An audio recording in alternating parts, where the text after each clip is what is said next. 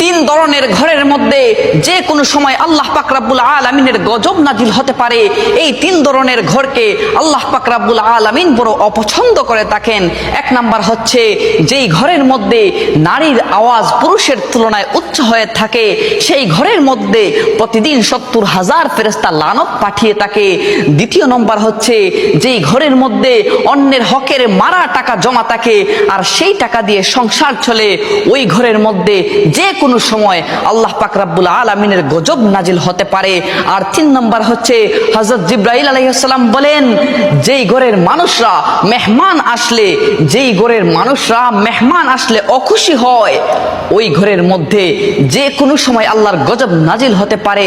যদিও নামাজ পড়া হয় ওই ঘরের মধ্যে, ফেরেশতারা সওয়াব লেখেন না, নামাজের সওয়াব লেখেন না। নাউজুবিল্লাহ। আল্লাহ পাক রব্বুল আলামিন এই তিন ধরনের বৈশিষ্ট্য থেকে আমাদেরকে যেন